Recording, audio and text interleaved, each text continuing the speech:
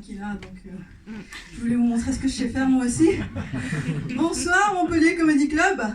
Donut Comedy Club. Ouais, c'est à Montpellier. C'est qui a dit ça? La même. La même, c'est toujours la même en fait. Comment tu s'appelles? Audrey. Audrey. C'est joli ça, Audrey. Ton papa est là? Ah, je suis désolée. Maman? Elle s'occupe du bébé. Est-ce qu'elle dit des gros mots quand elle se fâche? Non, mais il y a un monsieur, il vient de temps en temps la nuit. Pardon? Il y a un monsieur, il vient de temps en temps la nuit, et là, elle crie, elle dit des insanités. Un monsieur qui vient la nuit? C'est pas bien la drogue, attends. Bon, écoutez, je viens de loin. Est-ce que, par applaudissement, est-ce qu'il y a des gens qui me connaissent? Ça, c'est la notoriété. Ça, c'est la gloire. Je viens de très loin, je viens de Bruxelles. Ça fait exactement 1006 km. Très précis. 1006 km. Spécialement pour vous. Alors on est d'accord qu'ayant fait 1006 km, on va pas m'arrêter à 10 minutes pile poil. Non. Oh, pas faire ça. Mais non. Bon, écoutez, est-ce que vous allez bien? Oui. Vraiment bien? Oui. C'est cool. Et moi, tout le monde s'en fout en fait de ça. La politesse à Montpellier, c'est pas le style de la maison. Moi, attendez, mais j'attends que vous me posiez la question en fait. Ça va? Et toi? Ah, merci. Il y en a un qui... Comment tu t'as... T'es où? Je suis là. Éclaire un peu la salle. Ouh là là, Je suis dans le fond. on se connaît? Oui. Rappelle-moi ton prénom. Jean. C'était bien la dernière fois, Jean. On va voir si t'es toujours à la hauteur ce soir. Écoutez, moi, comment vous dire? Moitié-moitié. Je suis à la fois contente et fatiguée. Ça vous parle. Je suis contente, je vous explique pourquoi. Je suis contente et fatiguée. Non, c'est beaucoup moins glamour, la raison pour laquelle je suis à la fois contente et fatiguée. Je suis contente parce que j'ai enfin fait ma vaisselle de la semaine, mesdames et messieurs. Ouais.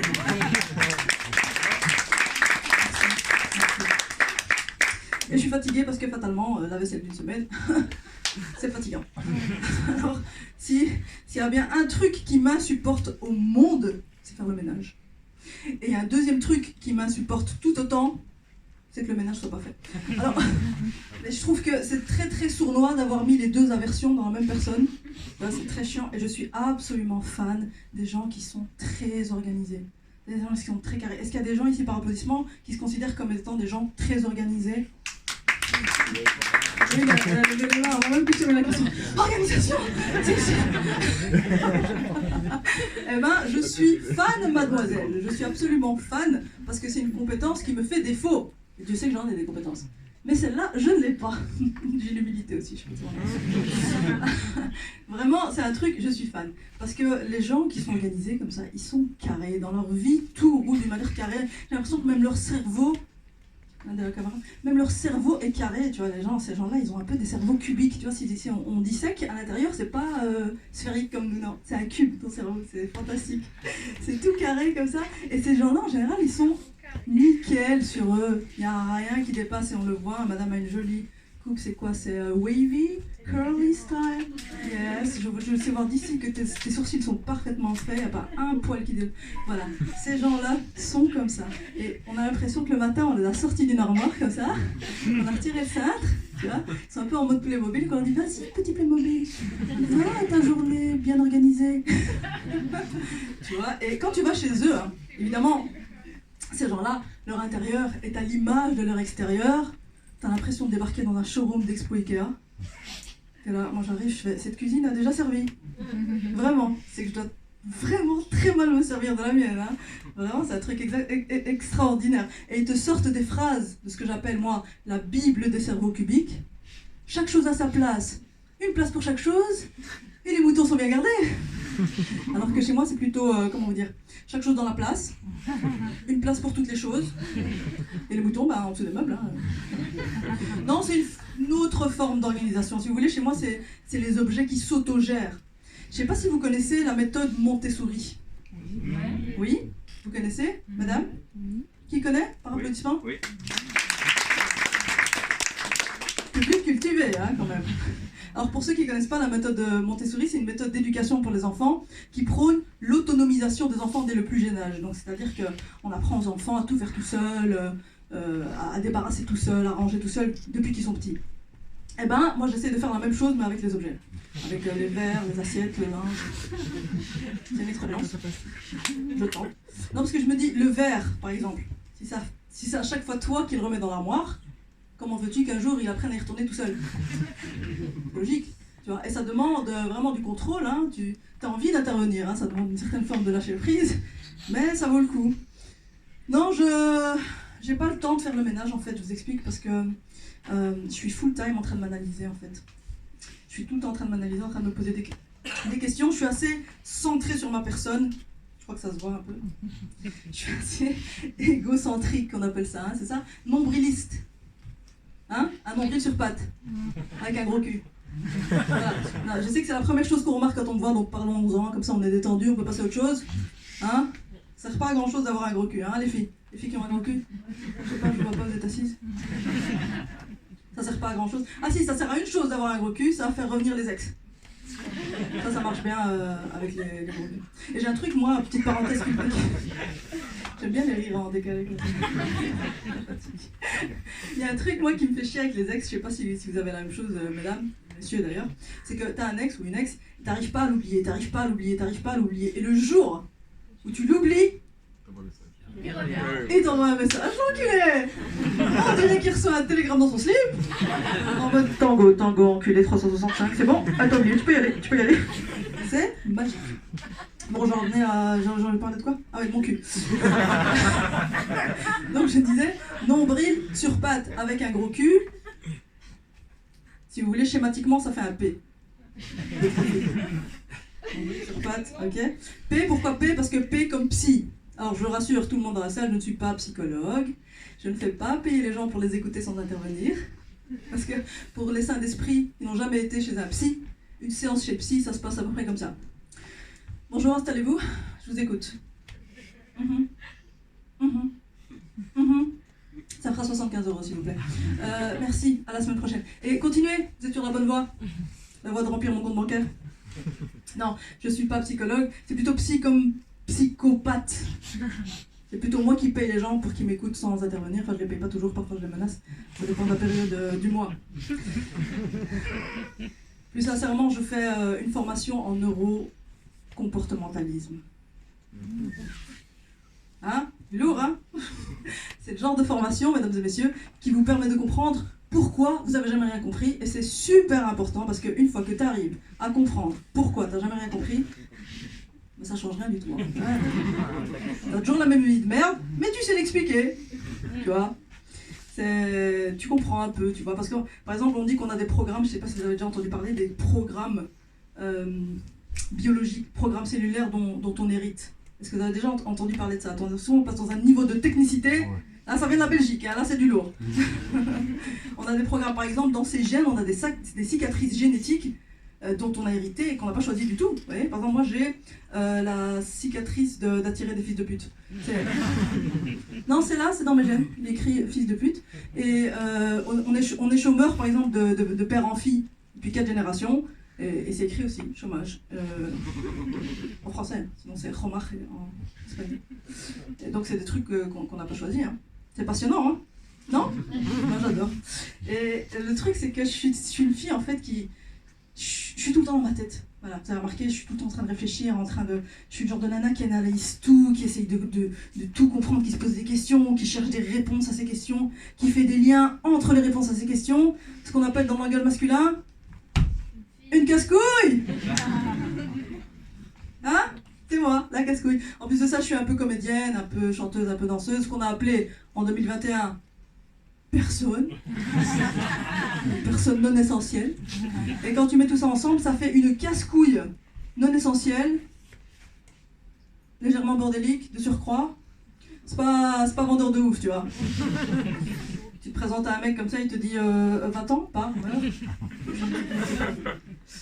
Voilà. En plus, pour couronner le tout, mon prénom, c'est pas pour aider non plus. Hein. Je m'appelle Kautar. Kautar, ça termine en art. C'est pas très fine, hein, non? Tu trouvais pas la consonance? Ça termine en art comme Edgar, Edouard. Connard, clochard, bâtard, crevard. Que des attributs typiquement masculins. C'est un peu tous les hommes de ma vie finalement. Non, c'est pas très féminin. Kautar en même temps, je suis arrivée après 6 garçons. Donc dans un utérus bien imbibé de testostérone. Et je crois que c'est ce qui explique un petit peu, vous savez, le duvet qui pousse ici sur la lèvre supérieure. Il y a la moustache, tout à fait. Moi, j'avais pas remarqué que j'avais la moustache. Moi, je crois que je devais avoir 10 ans. Je vaquais tranquillement à mes occupations de petite fille de 10 ans. Tu vois, je travaillais mon crochet du droit comme ça. Match ce soir, fils de pute. Quand mon frère est arrivé et il a crié très discrètement en plein milieu de la place au quartier. Putain, mais t'as de la moustache! Et il m'a fait un spot publicitaire, l'enculé. J'ai de la moustache! J'ai de la moustache et ça se voit! Lui, il a des seins. Il y a eu un problème au moment de la distribution, en fait. Ça arrive. Ouais, je suis arrivée après 6 garçons. Ma mère, comme elle a eu 6 garçons avant moi, elle voulait... plus d'enfants. C'est fantastique. C'est ce qui a donné lieu à la merveilleuse blessure existentielle que je porte en moi. La blessure existentielle, c'est un truc qui vous donne envie d'aller vous faire voir en permanence, en fait. Si vous voulez, quand vous n'êtes pas un enfant désiré, vous avez besoin de vous faire voir pour vous sentir exister. C'est pour ça que je monte sur scène. Si vous voulez, là, quand vous me regardez, vous contribuez à ma thérapie. Donc allez-y, regardez-moi.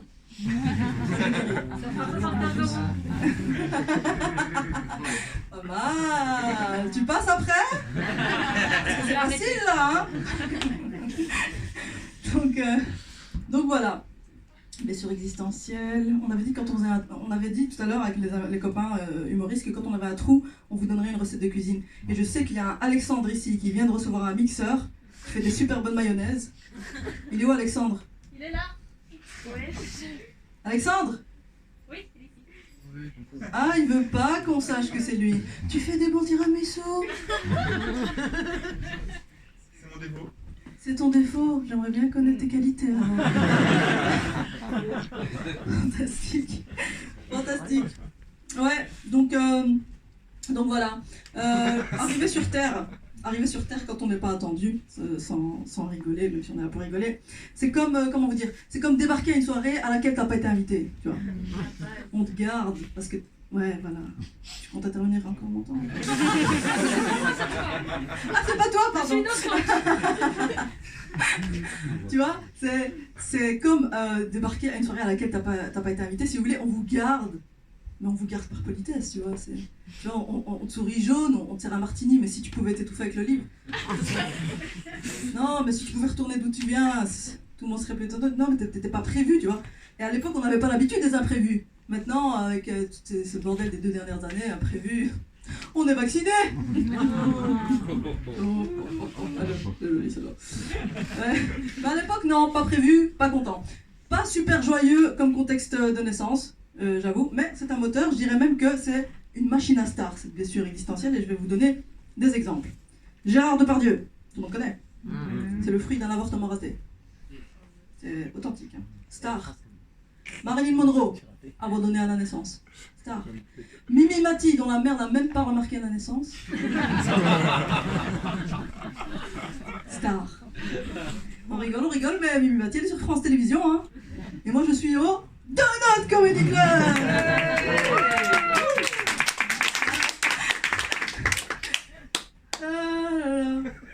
Parle de recette de cuisine ou quoi? Qui sait faire une bonne mayonnaise? Non, du coup, ouais, tout ça, c'est bien tout ça quand même. Ah oui, c'est ça. Pourquoi est-ce que je suis pas sur France Télévisions? Parce que j'aurais dû y être, mais j'ai été ralentie. Vous savez pourquoi? Par un heureux événement.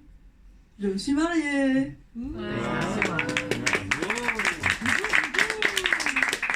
Et puis j'ai eu un enfant. Et puis j'ai divorcé. Et puis je me suis remariée. J'ai eu un enfant. Ah, on me félicite de moins en moins. C'est dégressif. J'ai eu, exactement. exactement 3 enfants et je me suis mariée, je vous dirai pas combien de fois, j'ai pas arrêté de me marier. Donc c'est ça qui a ralenti ma carrière, mesdames et messieurs. Je ne voulais pas me marier à la base, je voulais un petit ami. Sincèrement, je voulais un petit ami. Mais si vous voulez, dans la culture chez nous, la culture scandinavo-germanique, tu connais. Eh ben, si vous voulez, dans le menu des possibilités relationnelles, petit ami, j'ai cherché, j'ai pas trouvé. Il y avait père, mère, frère, sœur, copine, mari. Donc voilà, comme on tombe pas sur le bon du premier coup. Enfin, ce soir, j'ai le choix entre Alexandre, qui fait des bons tiramisu, et Thomas. Thomas qui est célibataire. On est les 2 seuls célibataires apparemment ce soir. Hey Thomas, t'entends ou quoi? Je suis là. Thomas est le seul jeune homme en 2021 à utiliser encore l'expression sacre bleu. Donc, quand j'ai entendu sacre bleu dans les coulisses, j'ai dit mais lui je vais l'épouser, c'est pas possible. Un père pour mes enfants. Donc voilà, et franchement, c'est aussi, faut dire que je viens d'une époque où quand un homme aimait une femme, il pouvait envisager l'éventualité potentielle de l'épouser. La préhistoire. Je sais pas en France, mais globalement, c'est révolu cette époque. Les mecs et l'engagement, est-ce qu'on en parle ou pas? L'heure est grave. Alors les mecs et l'engagement, je crois qu'aujourd'hui, un mec, il préfère que tu le mettes dans une maison hantée, dans le noir, en plein milieu de la campagne, avec Brigitte Macron qui joue du banjo désaccordé, comme ça. N'a pas ton passe sanitaire. Plutôt que de s'engager, tu vois. Aujourd'hui, je vais vous donner un scoop. Les mecs, c'est même plus qu'ils attendent de te sauter pour partir. Les mecs, aujourd'hui, sont en train de mettre au point un dispositif qui leur permettrait de partir pendant qu'ils sont en train de vous sauter. Ah, c'est vrai, c'est authentique. C'est un truc qui va permettre au matériel de se détacher comme ça, comme une queue de lézard. Hop, je suis là, non, je suis là-bas. Et ça repousse après, bien entendu. Ils ne vont pas vivre sans le pilier de leur existence. Soyons sérieux 2 minutes. Faut dire que c'est compliqué, hein. Le fonctionnement des hommes et des femmes, c'est un peu diamétralement opposé, on est d'accord, messieurs, dames? Oui. C'est quand même mal fichu cette histoire, hein. C'est censé se remboîter, mais à part sur le plan physique, ça s'emboîte pas très, très bien, je trouve. Et c'est parce qu'on a des fonctionnements différents, si vous voulez, mesdames, nous sommes dans le pourquoi. Vous voyez, une fille va se demander pourquoi est-ce qu'il n'est pas un peu plus attentionné? Pourquoi est-ce que pour qu'il fasse un truc, je dois lui demander de le faire? Pourquoi est-ce qu'il est si gentil à chaque fois que j'invite ma mère? Le mec, lui, il est dans le comment. Comment résoudre un problème sans avoir à chercher de solution? Comment obtenir un maximum de baise pour un minimum de discussion? Et comment faire en sorte que vous ne découvriez jamais qu'il se tape votre mère? Oh non, ça arrive rarement. Selon les statistiques, 99% des... Non. Donc voilà, c'est vrai qu'on ne fonctionne pas pareil. Moi, mes ex, ils avaient toujours un truc à me reprocher. Par exemple, soit j'étais trop grosse, trop mince. Moi, j'avais un ex qui me disait « Chérie, maigris pas trop, les os, c'est pour les chiens. » Ça va? Je me disais « Bah ça tombe bien. D'aussi loin, je me souviens, j'ai connu que ça. Des chiens. » Oh non, c'est pas gentil de dire ça, j'ai pas connu des chiens, je rigole. Bien évidemment, j'ai connu des porcs aussi. Des porcs de plaisance, des porcs avec des grosses bites d'amarrage. Des porcs, c'est une métaphore. C'est une métaphore, j'adore les métaphores. J'avais un ex qui détestait ça. Il me disait toujours, chérie, arrête avec tes métaphores, elles n'ont ni queue, ni tête. Et moi je lui disais, tu connais le sketch toi, tu m'as déjà vu. Et moi je lui disais, bah toi t'as les deux et tu sais pas t'en servir. Quelque part, l'un dans l'autre. Voilà. Je crois que je vais vous laisser là-dessus.